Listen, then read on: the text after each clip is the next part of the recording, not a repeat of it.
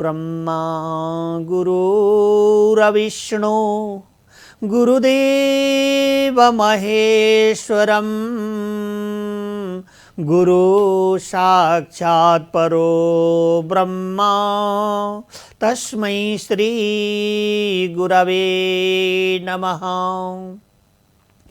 वाञ्छाकल्पतरुभ्यश्च कृपा सिन्धुभ्य एव च पतितानां पावनेभ्यो वैष्णवेभ्यो नमो नमः। नमो ज्ञानप्रदीपाय आचार्य प्रेमरूपिणे नमो शुद्धाय बुद्धाय नित्य आनंद स्वरूपिणे अज्ञानतिमिरान्धस्य ज्ञान अंजनशलाकया चक्षुरुन्मीलितं येन तस्मै श्री गुरवे नमः।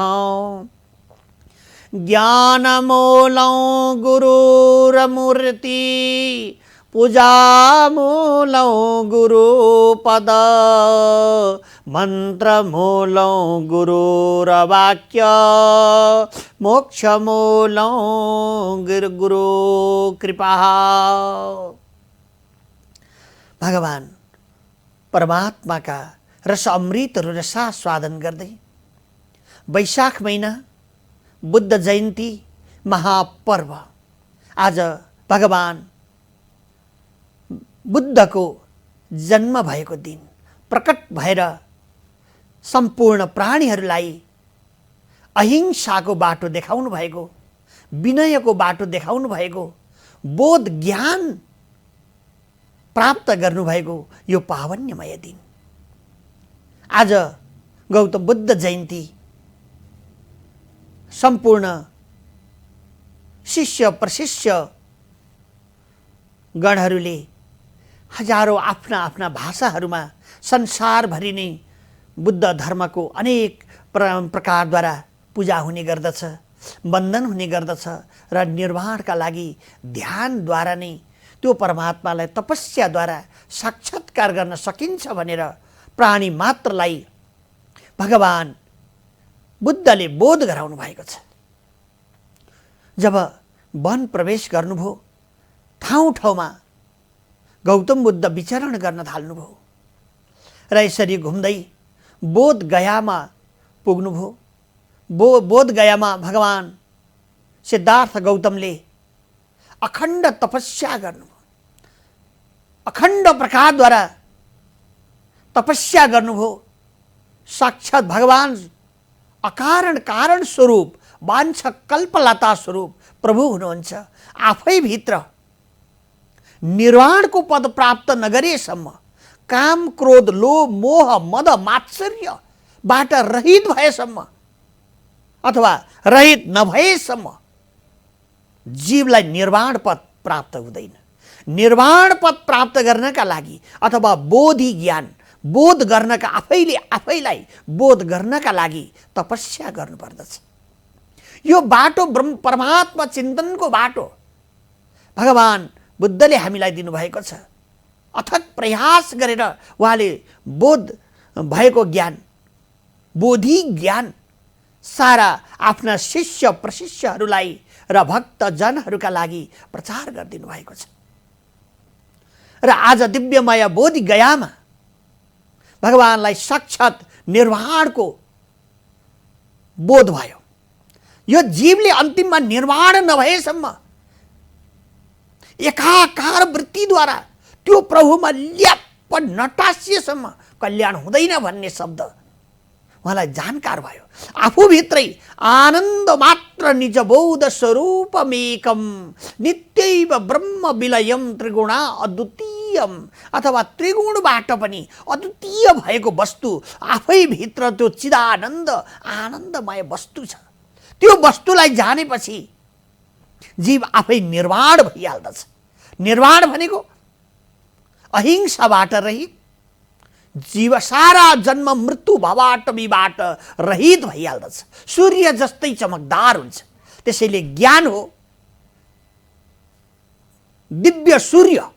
ज्ञान भनेको सूर्य जस्तै चमकदार हो। त्यसैले त्यो सूर्य जस्तै चमकदार भएको ज्ञान पुञ्जलाई सिद्धार्थ गौतमले प्राप्त गरेको दिन आज वैशाख शुक्ल पूर्णिमा, बुद्ध जयन्ती, बोधि ज्ञान प्राप्त भएको यो पावन्यमय दिन र उहाँले यो दिव्यमय ज्ञान प्राप्त भएको पावन्यमय समय हो र अथक प्रयास गरेर गौतम बुद्धले सारा ज्ञानहरू आफ्ना शिष्यहरूलाई सिकाउन लाग्नुभयो। शिष्य प्रशिष्यहरूलाई सिकाउन लाग्नुभयो। यो सिकाउँदा संसारभरिका पूर्वीय सभ्यतामा त सबैले भगवान गौतम बुद्धलाई अनेक प्रकारद्वारा मान्य गर्दछन् र निर्वाणका पदमा जानका लागि कुटस्थो ब्रह्मज्ञानीहरूको तरह गौतम बुद्धले दिएका बोधि ज्ञानहरूबाट जीवहरू अहिंसा परमो धर्मो उत्तम श्लोक दर्शन,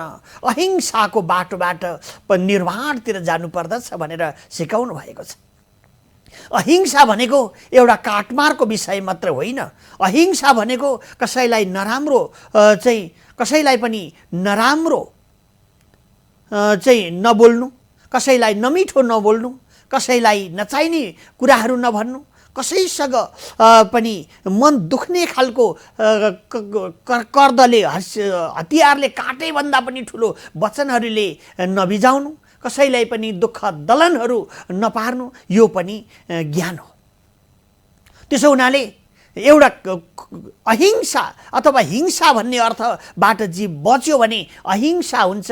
अहिंसाद्वारा परमात्मालाई पाउन सकिन्छ।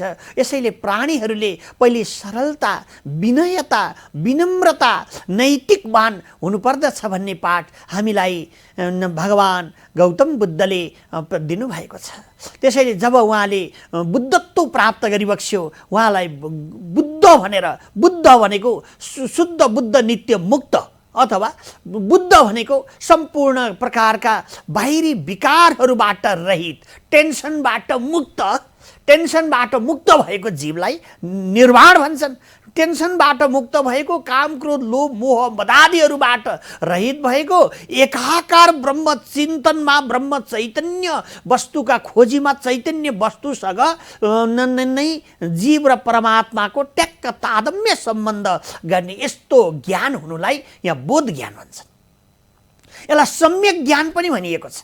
जो गौतम बुद्धले ज्ञान प्राप्त गर्नुभयो यसको सम्यक ज्ञान, सम्यक बोधि ज्ञान भनेर बताइएको छ। सम्यक भनेको कस्तो भने, सम्यक भनेको जोड्नेवाला, सम्यक भनेको सबै प्राणीहरूका लागि, सम्पूर्ण जीवात्माका लागि, सम्पूर्ण कल्याण चाहने जनहरूका लागि त्यो के त भन्दाखेरिमा सम्यक ज्ञान, परमात्मासँग निर्वाणसँग जोड्ने, सुखसँग जोड्ने, जन्म मृत्युको भवाटमीबाट मोक्ष दिने यो दिव्यमय ज्ञानलाई सम्यक बोधि ज्ञान भनेर बताइएको छ।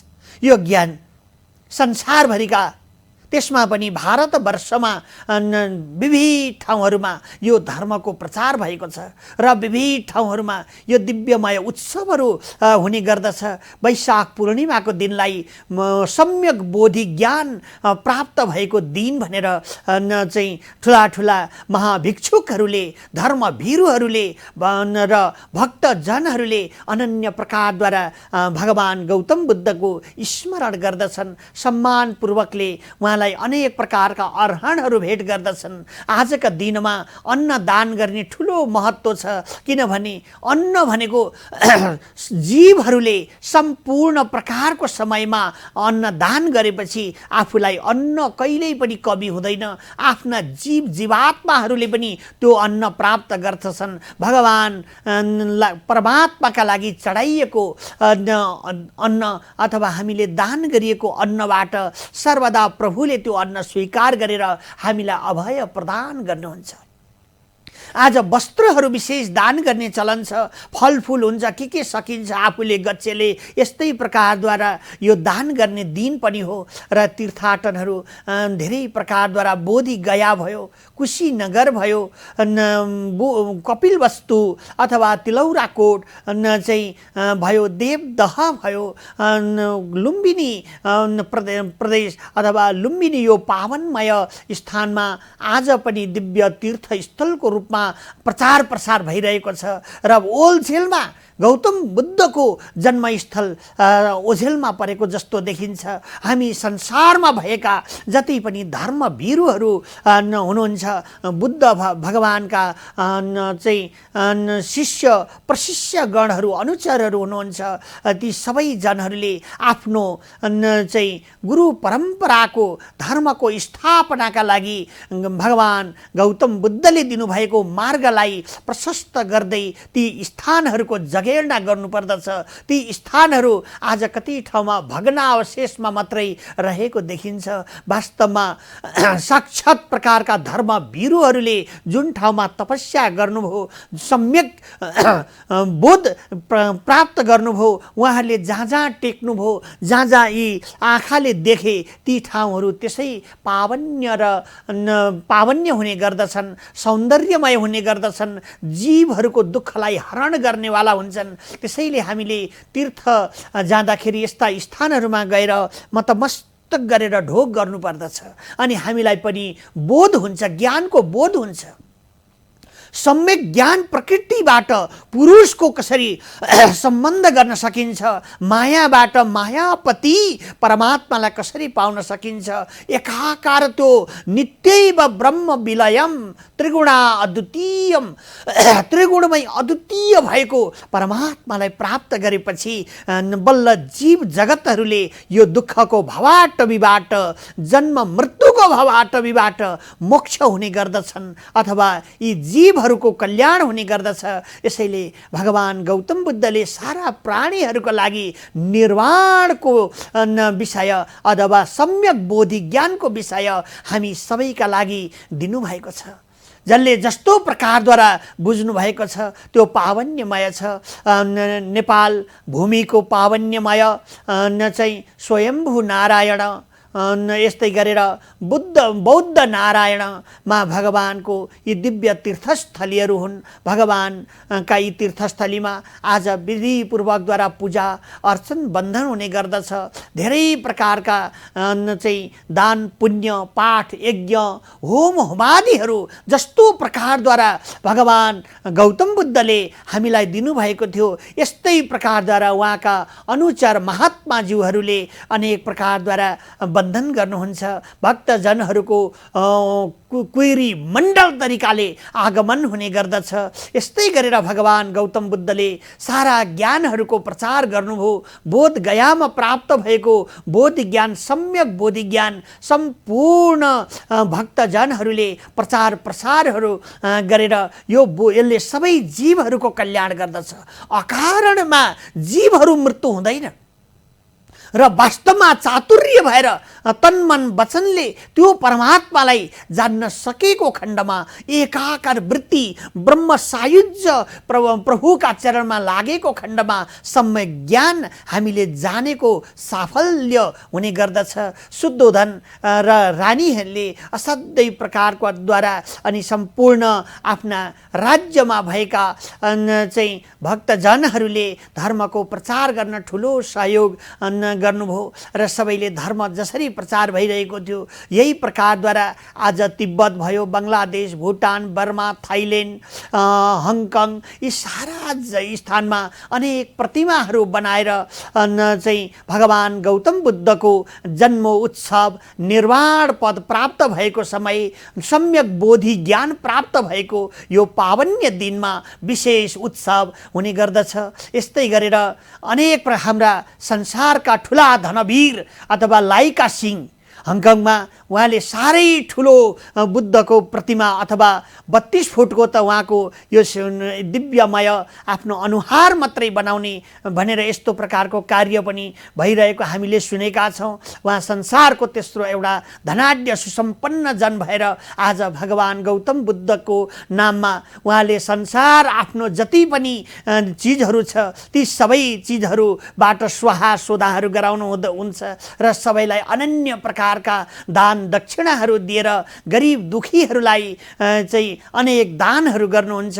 यस्तै प्रकारको यो दिव्यमय कर्म संसारभरि हाम्रा धर्मभिरुजनहरूले गर्नुहुन्छ। यस्तै गरेर तिब्बतमा पनि अनेक निर्वाण पद प्राप्त गर्नका लागि, सुखका लागि, आनन्दका लागि, बोधत्व प्राप्त सबैलाई होस् भनेर प्रचार प्रसार हुने गर्दछ। भगवानको साक्षात ती भगवानलाई मुक्तिनाथमा श्रीमन्नारायण रूपमा पनि मुक्तिनारायणको पूजा हुन्छ। बोधत्व प्राप्त भएका बोधि ज्ञान सम्यक भगवान गौतम बुद्धको स्वरूपमा पनि अहिले पनि पूजा हुने गर्दछ र यो दिव्यमय रूपको पूजा सर्वदा सबै जीवहरूले गर्नुपर्छ, किनभने हामी सबैलाई अनुसरण गर्नका लागि योग्य, अन्तिममा जीवहरूले सम्यक ज्ञान प्राप्त नगरेसम्म कल्याण हुँदैन। शाक्य कुलमा प्रकट हुनुभएका भगवान गौतम बुद्ध असाध्यै आफ्नो कुललाई नै पावन बनाउनु भएको छ। त्यसैले हाम्रा शाक्य भगवान बुद्धका परम्पराका जनहरू आज पनि विधिपूर्वकद्वारा आफूले अथक प्रयास गरेर भगवान गौतम बुद्धले बक्सेका ज्ञानहरूको अनुसरण गरिरहनु भएको छ। हामी पनि त्यस्ता चाहिँ धर्मभिरु जनले दुःख गरेर अथक प्रयास गरेर हामी सबै प्राणीहरूका लागि जो बोध ज्ञान उहाँले हामीले दिनुभएको छ, हामीले पनि अनुसरण गरेर सर्वदा आफ्नो जीवनलाई संसारबाट माथि उठाएर, दुःखका दलदलबाट माथि उठाएर, जन्म मृत्यु बुढापा र अनेक प्रकारका दुःखका जालोबाट मोक्ष हुनका लागि निर्वाण पथको बाटो हिँड्नु पर्दछ। भगवान गौतम बुद्धले हामीलाई शान्तिको पाठ सिकाउनु भएको छ। त्यसैले शान्ति अहिंसा परमो धर्मो उत्तम श्लोक दर्शन, भगवानलाई पाउनका लागि अहिंसा मनद्वारा, वचनद्वारा, कर्मद्वारा, भावद्वारा, कर्मेन्द्रियद्वारा, शरीरद्वारा, हाम्रा अनेक प्रकारका क्रियाहरूद्वारा हामीलाई हिंसा हुने गर्दछ। त्यो हिंसाबाट बच्नु नै बुद्ध धर्म अथवा बुद्ध जयन्ती मनाउनुको प्रमुख लक्ष्य हुने गर्दछ। हामीले बुद्धले दिएका उपदेशहरूलाई अनुसरण गरेको खण्डमा हामी बुद्धका अनुसार भएको र बुद्धले को जन्म उत्सव मनाएको, बोधि ज्ञानको प्राप्त भएको दिनको उत्सव मङ्गल मनाएको दिन सफल हुने गर्दछ। हाम्रो जीवनमा पनि सम्पूर्ण प्राणीहरूले कल्याणमय भगवान बुद्धका ज्ञानहरू अनुसरण गर्दै आफ्नो जीवनमा लडाईँ होइन, युद्ध होइन, विश्वमा जहाँ पनि महायुद्धहरू भइरहेको छ। अब बुद्धका देशका जनता, नेपाल पशुपतिनाथका शान्तिका देशका चाहिँ नेता अथवा शान्तिका क्षेत्रका नेपाली भनेर गौरव गरेर छाती फुलाएर हामी बस्न पाउनु पर्दछ। अब शान्ति भएका ठाउँमा हाम्रो देशमा एक अर्कामा गृह युद्ध मचाएर हामी भिडोरा कसेर युद्ध गर्न लाग्यौँ, लड्न लाग्यौँ भने हामीलाई शान्ति होइन, हामीलाई क्रान्तिको पाठ बुद्धले पढाउनु भएको हो त भन्ने प्रश्न संसारले गाउनेछ। त्यसो हुनाले होशियार भएर हामी नेपालीहरू सबै पूर्व पश्चिम उत्तर दक्षिण संसारभरि जो छरपस्टिएर रहेका छौँ, हामीले बुद्धले दिएका उपदेशहरूलाई स्वीकार गर्दै शान्तिको देश नेपाल, आनन्दको देश नेपाल, पशुपतिनाथको देश नेपाल भनेर हामीले आफ्नो देशको चाहिँ मान सम्मान राख्नु पर्दछ। अनि त्यसबाट संसारले हामीलाई पनि शान्तिका चाहिँ देशका नेपालीहरू भनेर जान्दछन्, गोर्खालीहरू भनेर जान्दछन्, गौतम बुद्धको देशका नेपाली भनेर जान्दछन्। अनि जहाँ जहाँ युद्ध हुन्छ, विश्व युद्ध हुन्छ, ठुला ठुला गृहयुद्ध हुने गर्दछन्। त्यस समयमा गौतम बुद्धका शिष्य प्रशिष्यहरूलाई का रूपमा हाम्रा शान्ति सेनाहरू गएर आज पनि त्यो ठाउँमा सबै विश्वलाई शान्ति गराएर आउनुहुन्छ। भगवान गौतम बुद्धको 80 वर्षको उमेरमा कुशीनगरमा उहाँले देह विसर्जन गर्नुभयो। आज त्यो पावनमय भगवान गौतम बुद्धले हामीलाई दिएको यो पावन्यमय अमृत अनुसरण गर्ने दिन हो। उहाँले देखाएको बाटोमा हिँडेर सबै प्राणीहरूले शान्तिको सास फेर्न सक्नुहोस्। हाम्रो देशले सर्वदा शान्तिको सास फेरोस्। हाम्री नेपाली धरणी आमाले सधैँ शान्ति शान्ति शान्ति शान्ति भएको अनुभूति गर्न पाउनुहोस्। सारा जनता जनार्दन सबैलाई शान्ति मिलोस्। गौतम बुद्धले हामीलाई दिएको शान्ति सारा जनहरूको ढुकढुकीमा फैलियोस्। विश्वभरि शान्तिको देश नेपालको बिगुल फुकियोस् भन्दै आजको प्रसङ्गमा यहाँ पूर्ण गर्दछु। जय श्री राधे। बुद्धं शरणं गच्छामि, सङ्गं शरणं गच्छामि, धम्मं शरणं गच्छामि।